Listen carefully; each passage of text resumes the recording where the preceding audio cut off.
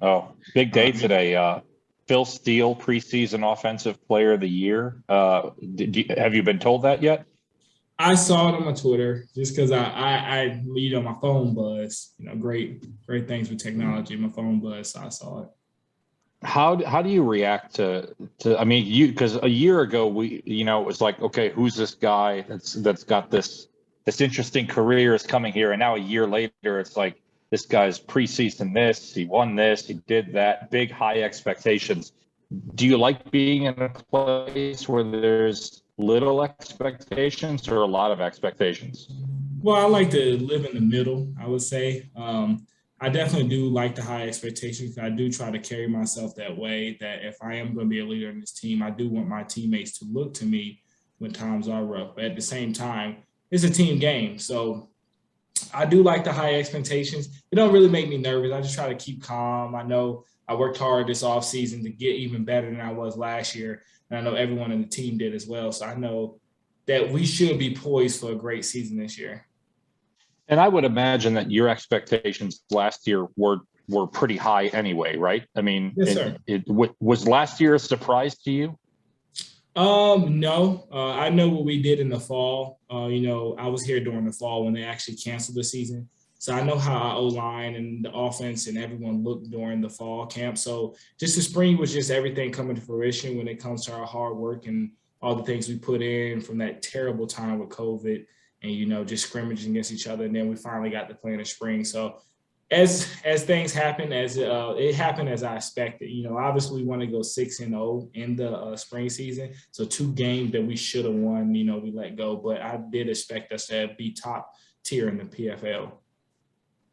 How does your body feel right now after an elongated spring season? Like, football players haven't done this before, play 6 games, take a couple months off and go right back to the full season.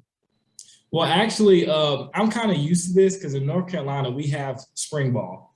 And I did a lot of All American games over the spring. So actually, my dad had me I do like a USA game in Massachusetts somewhere in the spring season. And over the summer. And then come fall, I will actually play in the fall. So I'm kind of used to it, actually. Maybe that was preparing me for this. You can't look for it. No one knew what COVID was going to have.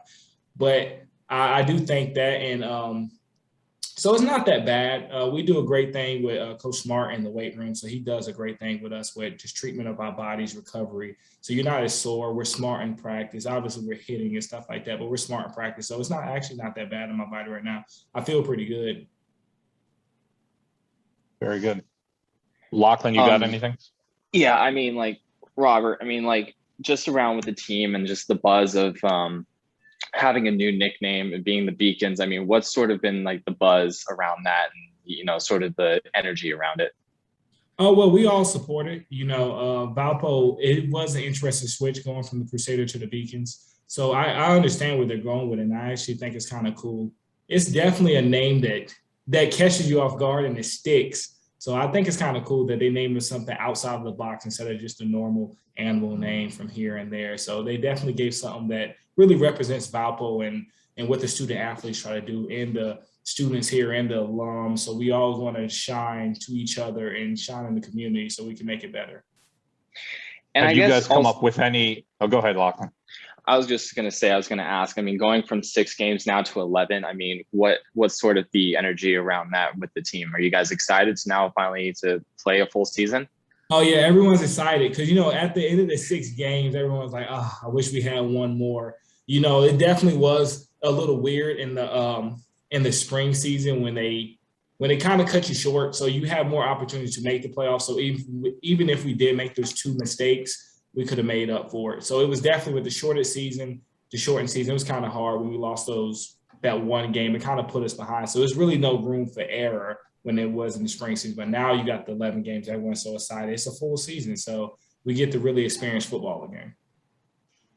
I wanted to go back to the Beacons for a second. Do you have any Beacons gear yet? Have you guys done any kind of huddle breakdowns using the name or anything like that? We haven't got Beacons gear, but we did go to a women's soccer game when they played Western Michigan. I think it was a scrimmage the other day, like 2 days ago, and they had a Beacon shirt on. So they're definitely coming in. We have broken down on Beacons. So that was interesting. It's an interesting change, but we always got something special when it comes to the football team that we do Valpo jacks and stuff like that. So it wasn't a big change for us, but I am definitely interested in getting the beacon gear.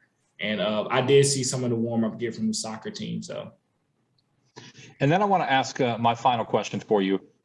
What's your role as kind of I imagine you're a leader on this team. You've been around for a while now, I mean, there was some turnover. Obviously, a guy like Chris Duncan is gone now, a guy that had been here for a long time. When you look at this incoming freshman group and the younger guys, what's your kind of mentorship role to them? Well, I just want to show them the ropes. I remember coming in as a freshman in college football. It kind of catches you off guard. Just you're learning a whole new system. They throw it at you from defense to offense, and it seems fast. And a lot of the freshmen I was talking to them, they're saying, well, I'm having fun now. I'm like, yeah, it's slowing down to you. You're getting used to the speed of the game. You're just learning your plays. You're learning your role. So, you just try to carry those guys along and encourage them. Because I understand I was a freshman at one point. It's hard. It's hard coming to college. It's more than just high school having fun to actually having a sort of job. So it's a little weird, but I think with Chris leaving, we got Ben coming up. He's a senior now, so he's been here a while, and he's definitely going to be a leader team, and so forth for myself. And we have a lot of seniors still, so I think we should be fine in the leadership portion. And I think our freshman class is extremely talented. I think it's very good, and we're going to have some freshmen that make some impact this season. So you're definitely going to have to see some new guys out there. I want to go Robert, back. Thank you. No problem. Thank you so much.